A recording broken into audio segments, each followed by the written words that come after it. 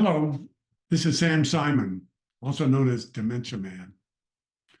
Welcome to the Dementia Man blog for the week of April 8th, 2024.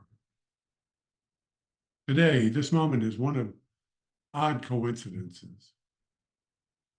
Sadly, I read yesterday of the death of a noted political strategist, Hal Malchow. He's someone I'd worked around and maybe even with during my days as a consumer advocate and a public affairs firm, and maybe even around the days when my son was first elected to the House of Delegates of Virginia. You know, I read the obituaries every morning now. And Hal was just 72. I'm 78. And it turns out that Hal had Alzheimer's disease. And he made the choice going to Switzerland for accompanied suicide. Someone quoted him as saying he did not want to be a burden for those around him. And then the other coincidence is the eclipse of the sun today. Both events are about going away, so to speak. In some ways, this week, today, is a mirror image of my own moment in life's journey. I have a nothingness place, a place from where time to time I travel into a full eclipse of light and space and time. I call it the nothingness place.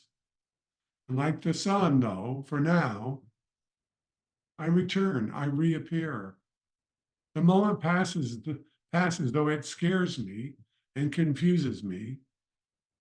It used to be pretty frequent. And now with medicines, the moments are rare, much like how rare solar eclipses are. I live in between my own cognitive eclipses. Now, the solar eclipse, which I hope to see today, at least 89% of it, has its own awe and amazement, and in some times or places, extraordinary beauty. So today, I'll watch that 89% eclipse. I am reminded of my own disappearances and returns. There is an odd beauty in my own journey too, now because it has led me to find meaning and purpose in my own life, writing and performing. Dementia Man. I once again have a moment, and I must think, thanks to the obituary yesterday, is Hal right or is Sam right? Should I just end it all now or continue to find meaning in my life's journey through this disease? Hal says he did not want to be a burden to others. And even though he had just written a book, he was cognitively aware enough to still be a net added value in this world. He sensed this time that it was running out, though. And he walked out. He left. I now sense that I too am going away.